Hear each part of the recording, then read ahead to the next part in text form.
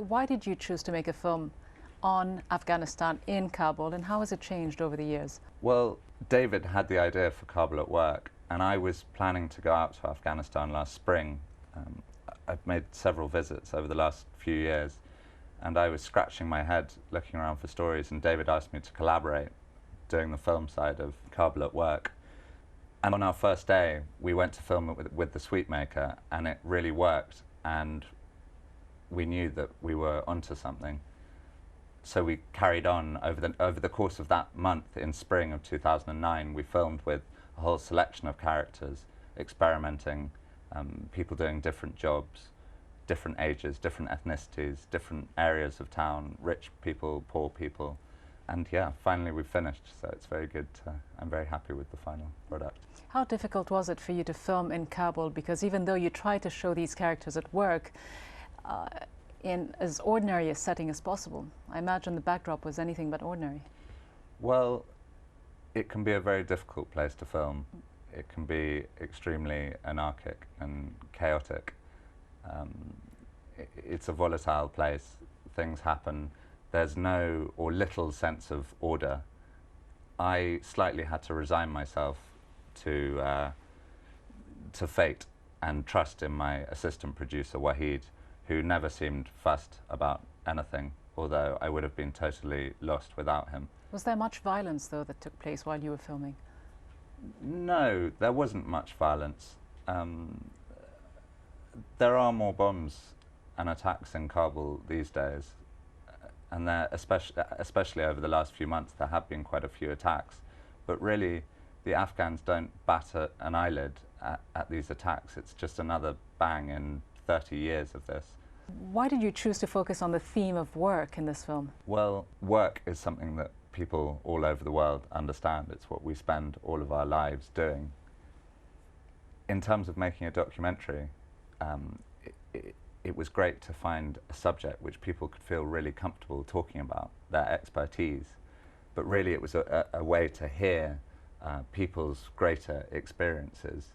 And also work was very visually interesting. We could film the sweetmaker making his sweets and the bone setter setting his bones, and it was very visceral. The film opens with an extraordinary character, General Khatul, not one's typical idea of women in Afghanistan. No, she's very much an exceptional woman. How did you find her? I was actually put in touch with her by another journalist. Obviously we wanted to find a good balance in the film between male and female characters, and it is about Kabul at work. However, not many women in Afghanistan do work, as you know. So she's perhaps not representative of ordinary life. However, she's a phenomenally strong character, and I was actually quite nervous going to film with her, going to interview a top brass in the military who is the only female para-commando in the Afghan National Army. As soon as I arrived at the Ministry of Defence, she didn't welcome me in with open arms, but she fed me cakes. She gave me dried almonds, and yeah. The motherly really figure that we saw when she was inspecting the troops, where she was also telling them to look at her as a mother, as a sister. Absolutely, she was extremely maternal. But as well, she's had a very difficult life. She's lost a lot of people close to her. She was widowed in the 1980s, and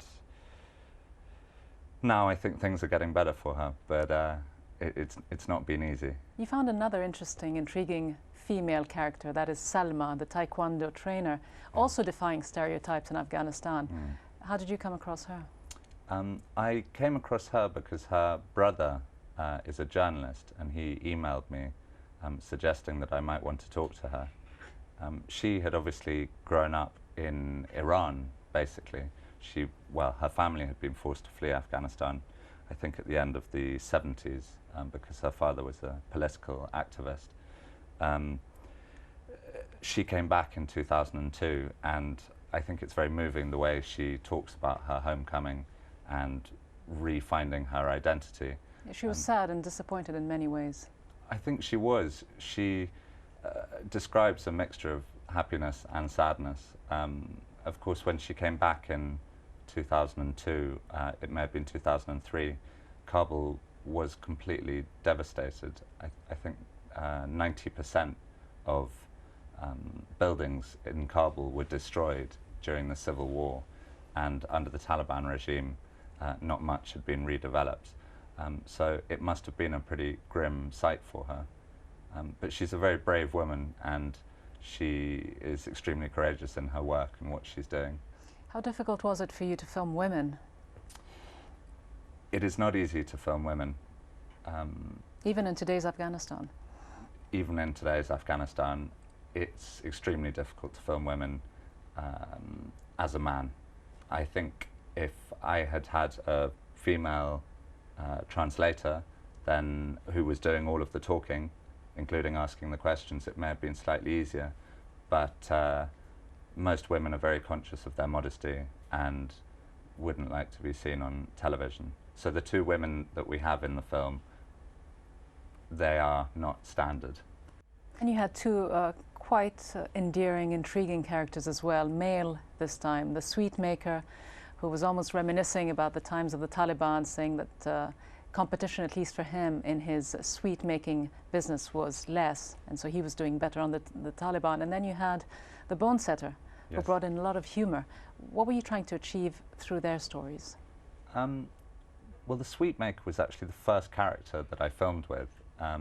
So he was almost an experiment to see whether it would work. My co-producer, David, had been taking photographs in the bazaar and had popped his head through a black curtain in a mud wall and come across Zafar Ali and his sweet-making factory.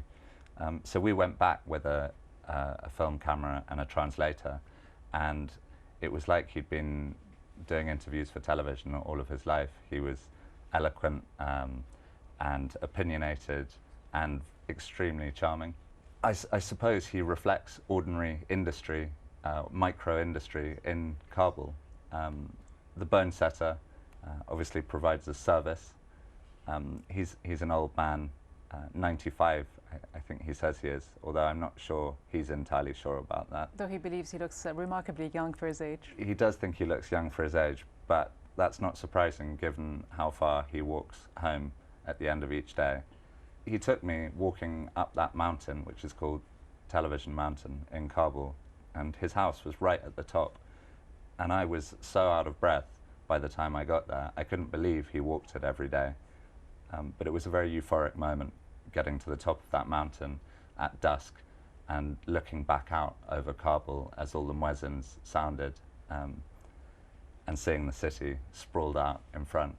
And I knew then that that was going to be the end of the film. But you end the film with him precisely. Why? What does it? What message does it convey, in your opinion? Well, the film is loosely structured through the course of one day in Kabul. So it starts at 6 o'clock in the morning, having breakfast with General Khatul, and then we have the sweet maker before lunch, and then Salma, who goes to have lunch, and then it seems appropriate that the film should end with the 95-year-old who, in a moment of quite sad honesty, says that he feels like he's dying. It was very moving.